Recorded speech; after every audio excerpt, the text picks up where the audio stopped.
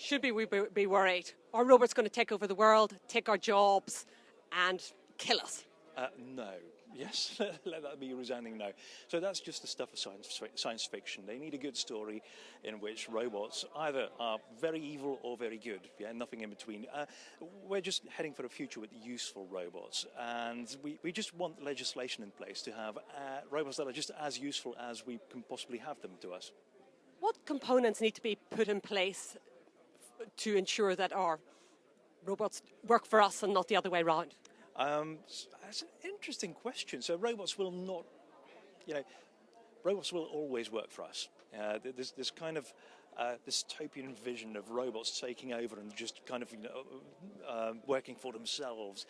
That's not going to happen. That assumes that robots would compete with us, and that's really not going to happen anytime soon. I know there's a number of science fiction writers who kind of make money out of that, and there's even a number of academics who would claim that we will compete with robots.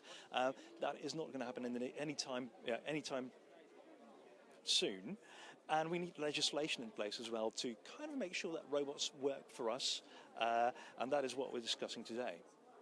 So the report is good, but it has a number of flaws, and one is, for example, they don't really specify what a robot is.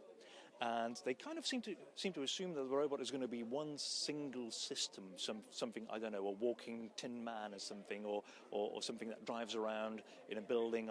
But that's not going to be the case. A robot is going to be some very distributed thing. It might have a physical body, but it might be a house as well. That might be a robot. It might be something that has sensors that are hundreds of kilometers away. It might have software sitting on the other side of the planet. It might have data that is distributed over thousands of server farms.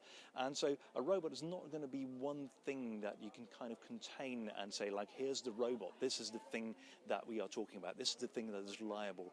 It's going to be this incredibly kind of distributed, ungraspable object, I think. One of the French presidential candidates, Benoît Hamon, has suggested that there should be a robot tax. Do you think that would be a positive development? A robot tax? No, I don't think that robot tax is a good idea.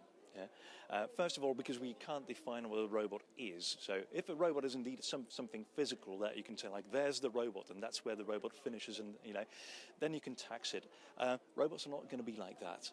There's going to be one thing sitting in front of you. The software is going to be in the States. The data is going to be kept in China. It's going to be using sensors that sit in New Zealand. How are you going to tax that system? So why don't you tax the kind of the profits that are generated from those robots? That is a much more sensible thing to do. A very sensitive issue in Europe is data protection. You've mentioned the data being kept in China, the robot working somewhere else in Europe, maybe something else being done in, say, the States. Is that an issue that causes you concern? Absolutely. So privacy is a huge concern. We're collecting so much data, we haven't got a clue where that data goes. You speak into your phone, and your voice goes to a server farm somewhere in the States. No one knows what happens to that tiny recording. And so that is a concern. I'd like data to stay as close to me as possible, and I don't want my voice or my movements or something to go and be processed at a server farm somewhere on the other side of the planet. Another very sensitive issue at the moment in Europe is cybersecurity, in particular when you're building power plants, for example, and all sorts of infrastructure. Again, is this something that should cause us a great deal of concern? So cybersecurity is a concern. People will be able to hack into robots, will be able to hack into systems. Now, on the other hand, I also believe in people being good. So there's so much potential to do damage, and we don't. We don't inherently, because we're inherently good, but also because there's serious measures. There are punishments, fines, prison sentences if you damage something.